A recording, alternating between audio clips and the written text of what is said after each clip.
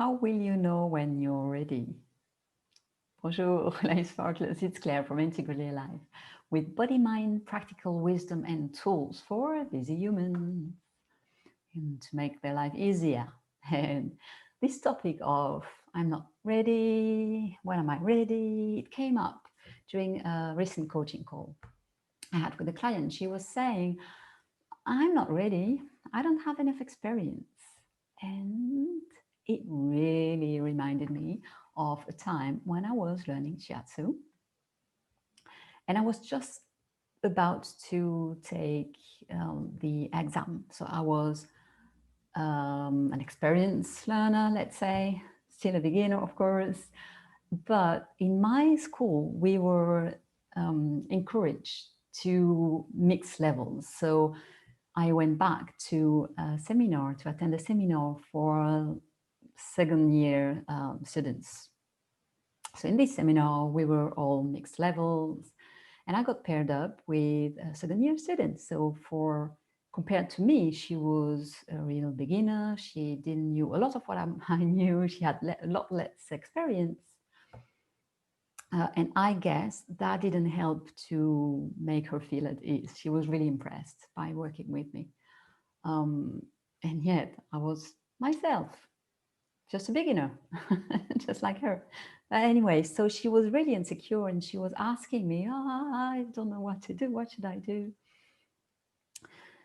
So what did I do? I just made her at ease and explained most of what I could, like what the problem was that she could work on for the exercise, and let her try things.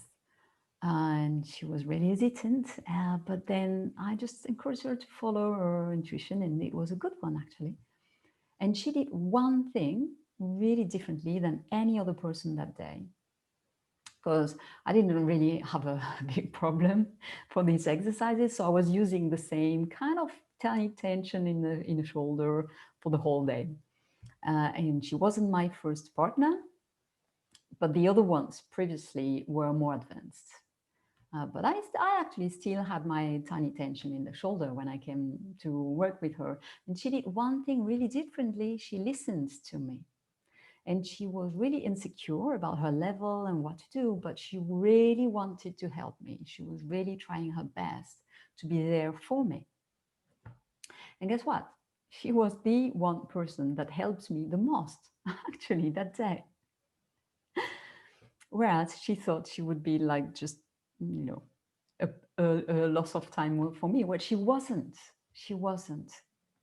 And that's really important to understand. And why am I telling you this story?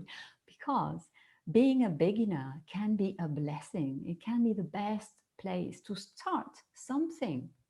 Because really, being a beginner is the only place where you are open to learning and to really experiment, which is the only way to learn, by the way. Doing new things. Let's try this and see what happens and really learn from it. Whereas every other person I had worked with that day were in the position of expert. I know what's good for you. And they didn't really listen to me. So don't be afraid of the beginner's luck, and don't be afraid of experimenting. Dare to start. That's how you get experience. And honestly, that's where the fun is. Where there is the fun in knowing everything and not having anything more to learn. So be ready to start. And when you're in that place of being ready to start, then you can ask much better questions like, what is important? What do I need today to start? Not, how can I play today this Beethoven symphony when I don't even know what the things on this keyboard are? But what do I need to know today and to exercise today? So eventually one day I can play this Beethoven symphony.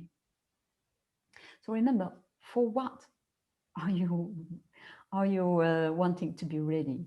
For what? How much is enough? How much ready enough? How do you know that? Compared to what? Compared to who? It brings back a happy ending of that call. actually. You know, the call I just told you about, my client. I encouraged her not to decide for other people if she was ready enough. She was looking for a job and she was going to interviews. And that's why she didn't feel she had enough experience. So she wouldn't even show up or visualize going to these interviews. So after our call, she got a few interviews and she went. And at one of these interviews, someone actually told her, well, you have lots of experience. Wow. What changed? Nothing. She didn't gain more experience in just one day, but she just realized she already had experience. It wasn't for her to decide what level, what kind, what quantity, what quality of experience they needed. So she went much more relaxed and just talked about what she knew and the experience she had, because guess what? We all have experience in one way or another. But by thinking instead of others and by deciding instead of others what they need, we just are limiting ourselves. So I'm curious about this today for you. What can you playfully experiment with? What can you start? I promise no kitten is going to die if you try new things, unless it's a very weird thing and just stop doing that. But seriously, no kitten is going to die. The world's not going to stop. You know, there are much worse things going on this day today than you just starting to play, to experiment with this thing you think you're not ready enough. So what are you deciding today that you're ready enough to start and to learn on and to experiment? What are you putting off?